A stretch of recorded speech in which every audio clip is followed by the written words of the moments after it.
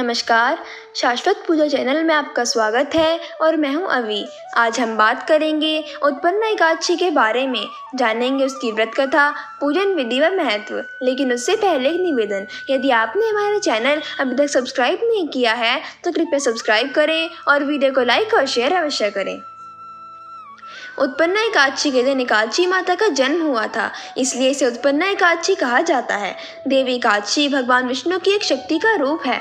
मान्यता है कि उन्होंने इस दिन उत्पन्न होकर राक्षस मुर का वध किया था, इसलिए इस एकादशी को उत्पन्ना एकादशी के नाम से जाना जाता है। धार्मिक मान्यता के अनुसार इस दिन भगवान विष्णु ने स्वयं माता एकादशी को आशीर्वाद दिया था और इस व्रत को महान में पूजनीय बताया था। कहा जाता है कि उत्पन्ना एकादशी का व्रत रखने से मनुष्य के पूर्व जन्म और वर्तमान जन्म दोनों जन्मों के पाप नष्ट हो जाते हैं। उत्पन्ना एकादशी पूजन विधि। अन्य एकादशी व्रत की तरह उत्पन्ना एकादशी व्रत का पूजा विधान भी एक समान है, जो कि इस प्रकार है। एकादशी व्रत रखने वाले व्यक्ति को एक दिन पूर्व यानी दशमी की रात्रि में भोजन नहीं करना चाहिए।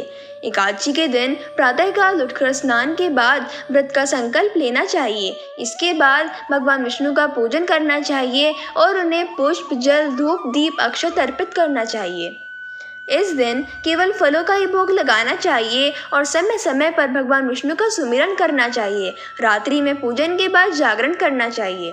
अगले दिन द्वादशी को पारण करना चाहिए। किसी जरूरतमंद व्यक्ति या ब्राह्मण को भोजन में दान दक्षिणा देनी चाहिए। इसके बाद स्वयं को भोजन ग्रहण करके व्रत खोलना चाहिए। आइए अब जानते हैं उत्पन्ना एकादशी व्रत की कथा को। भगवान श्री कृष्ण ने स्वयं एकादशी माता के जन्म और इस व्रत की कथा युधिष्ठिर को सुनाई थी। सतयुग में मुर नामक एक बलशाली राक्षस था।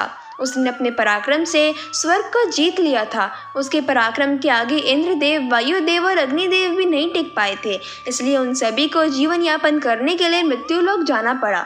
निराश होकर देवराज इंद्र कैलाश पर्वत पर गए और भगवान शिव के समक्ष अपना दुख बताया।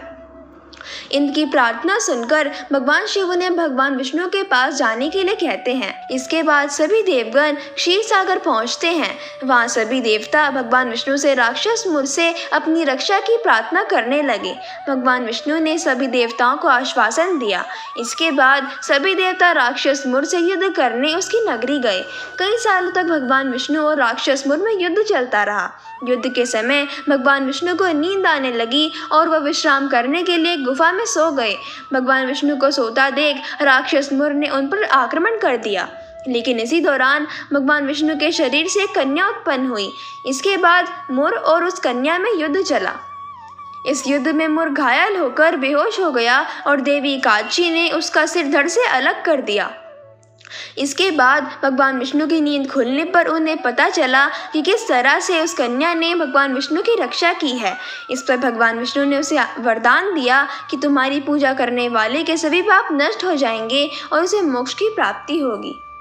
धन्यवाद। आज के लिए बस इतना ही। अगली वीडियो में फिर मिलेंगे एक नए विषय के साथ। तब तक के लिए दीजिए अनुमति। धन्यवाद।